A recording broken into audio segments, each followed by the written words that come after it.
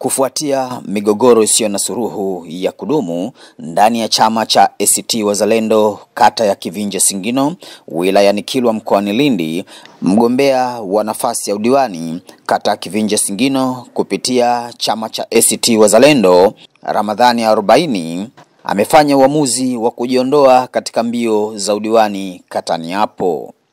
40 ameeleza namna chama hicho tangu kumalizika kwa uchaguzi wa kura za maoni umekuwa na mivutano ya kifikra na misimamo na kupelekea migogoro ndani ya chama na baadhi ya viongozi waandamizi wa chama hicho kujitenga na harakati za uchaguzi, hivyo yeye kukosa msaada wa maandalizi ya mikutano ya kampeni.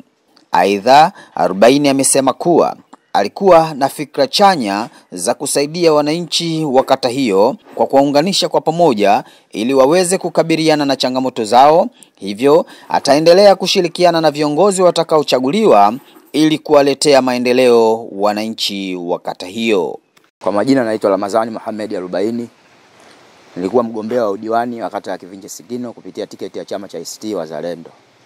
Kwa akili yangu timamu bila kushawishiwa na mtu yeyote, nimeamua kujitoa rasmi ni kugombea nafasi ya udiwani kata ya Kivinje Singino kwa sababu ya sitofahamu zinazoendelea ndani ya chama. Hivyo basi kwa kushauriana na familia yangu na watu wangu wa karibu, wazee na watu wengine, nimeamua kujitoa katika kinyang'anyiro hiki ili kuendelea na mambo mengine. Asanteni sana. Labda kiongozi, tuambie, umesema kwamba sintofahamu zinazoendelea katika chama ndizo ambazo zimekupelekea ujiondoe.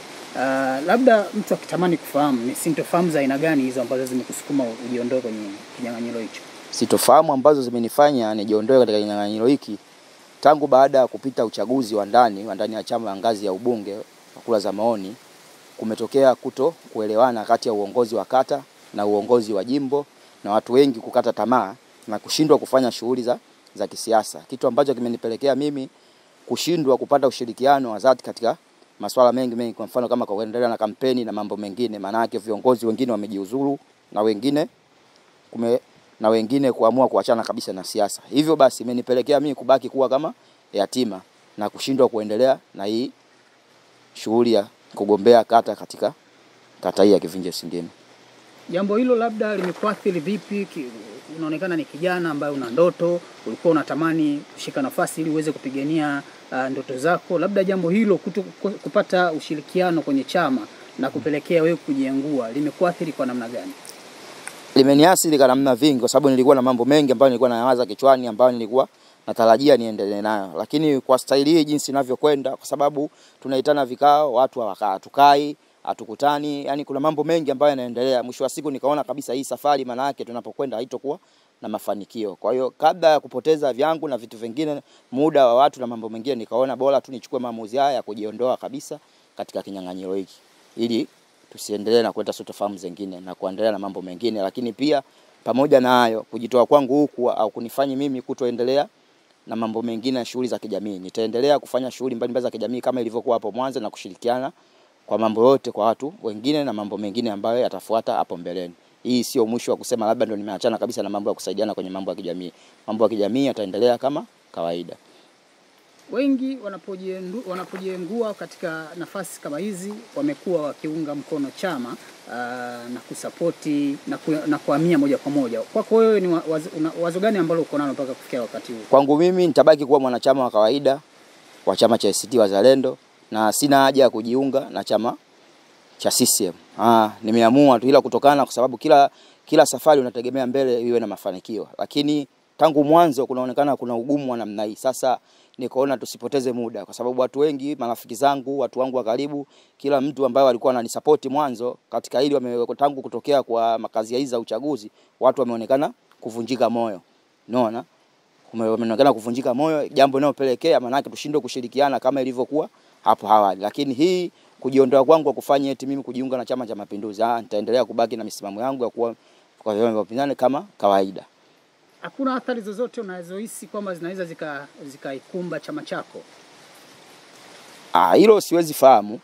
Unaona, athari zinawezekana zikakuwepo, lakini hizo athari maana yake zitategemea na namna ambayo jinsi mambo yatakavyokuwa yamekwenda, kwa sababu tunajua kabisa, kwa sababu lengo la kushindana ili uende ukashinde. lakini sasa tangu unapotoka unajua kabisa safari hii tunakokwenda huku ushindi hakuna. Sasa ni bora tu ukakaa kimya na kuendelea na mambo mengine na kuamua kutopoteza muda ili mambo mengine yaweze kwenda.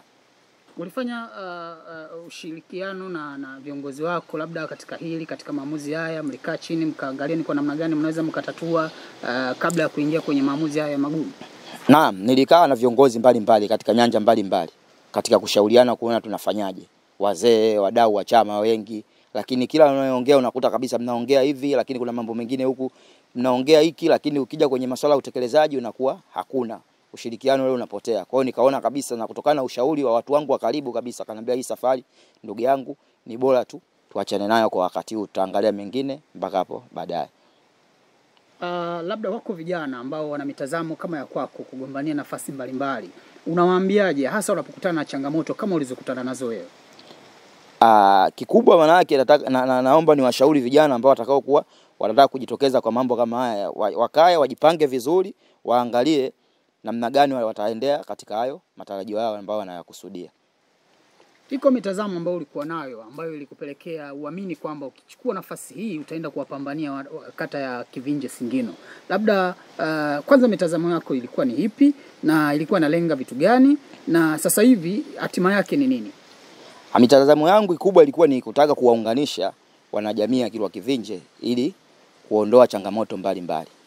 Kwa hiyo niliamua nikaona ili hayo mambo endelee ni vema na mimi nikajiunga na chama cha siasa na kuweza kuamua kugombea nafasi ya uongozi. Kwa mitazamo yangu itabaki kama kawaida ilivyo, na tutaendelea kushirikiana na watu wengine watakaofuata ili kuweza kuyaletea maendeleo kata yetu hii. Hata kama mimi nisipokuwa kiongozi, tutashirikiana na viongozi wengine ambao watakao kuwa wamechaguliwa ili kuleta maendeleo katika kata yetu. Na saa zako labda kwa viongozi hasa katika kuhakikisha vijana wanapojitokeza wanawaunga mkono ili waweze kutimiza malengo yao? Mimi nafikiri kikubwa, yani na saa zangu kwa viongozi, kikubwa maana yake ipo haja tukishakuwa labda kuna vitu ambavyo tumekutofautiana, basi watu wakae chini na kuweza kukubaliana na kuja na lengo moja. Haya mambo ya kuendelea kulumbana kila wakati yanafifisha ndoto za watu. Kwa hiyo kikubwa kutokea na sitofahamu, basi watu waamue kukaa chini na kuweza kuyatatua hizo changamoto na kuendelea na shughuli zao za kuendeleza chama na mambo mengine. Unafikiri ni mambo gani hasa ambayo kata ya Kivinje Singino ilikuwa inapaswa yakatatuliwe, na unafikiri kwamba ungepata nafasi hiyo ungeweza kuyapambania ili kuweza kuondosha baadhi ya changamoto ambazo unafikiria kwamba zinarudisha nyuma uchumi wa wana Kivinje? Kikubwa ni masuala mazima ya usimamizi wa shughuli na miradi ya serikali. Unaona, kuna vitu vingi vimekuwa visimamiwi ipasavyo, kwa hiyo inaleta ukakasi. Kwa hiyo kikubwa tukitaka kuingia ili twende kusimamia serikali na kuweza kuendelesha hii miradi katika hali ilizokuwa za usahihi kabisa na kuleta mshikamano na umoja kwa wananchi.